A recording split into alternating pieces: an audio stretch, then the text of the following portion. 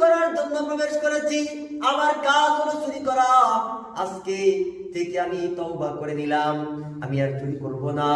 আমি 40 দিন পরে বাদশার মেয়েকে বিবাহ করব।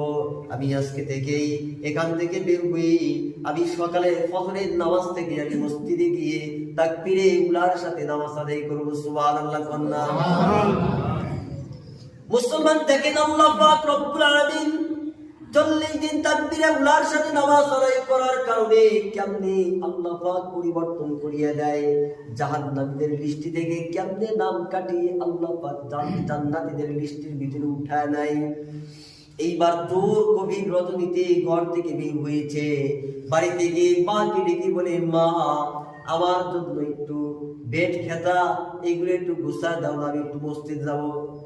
মা ডাক দিয়া কয়, রে সন্তান, জিন্দেগিতে কোনোদিন তুমি মসজিদে গেলা না, জিন্দেগিতে তুমি নামাজ পড়লা না, আজকে তুমি কেন মসজিদে যাই না, কারণ কি জানতে চায়?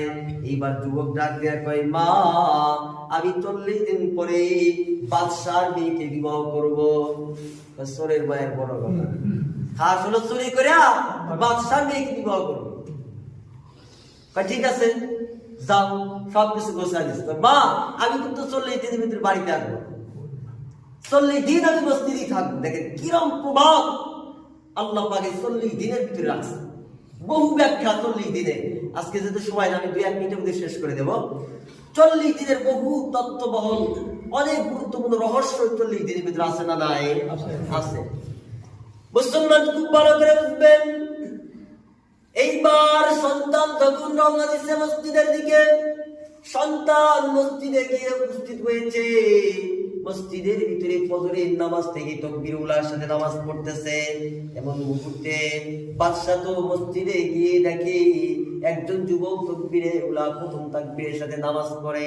1 দিন 2 দিন 3 দিন এইভাবে 7 দিন বাদশা প্রত্যেক দিন এই লোকটাকে লক্ষ্য করে, এই লোকটা প্রত্যেক দিন কি তাকবীর উলার সাথে নামাজ পড়েনি। 39 দিন পর্যন্ত এই ব্যক্তি তাকবীরে উলার সাথে নামাজ পড়লো।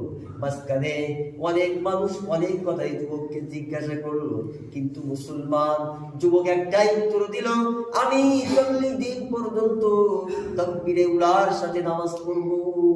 আমি শুনেছি 40 দিন পর্যন্ত যদি তাকবীরে উলার সাথে নামাজ পড়া হয় তাহলে ওই ব্যক্তিকে আল্লাহ তাআলা পুরস্কার দান করেন। আমি এই মসজিদ থেকে আর বের হব না। এলাকার মুসল্লিরা জিজ্ঞাসা করে, যুবক রে বাড়িতে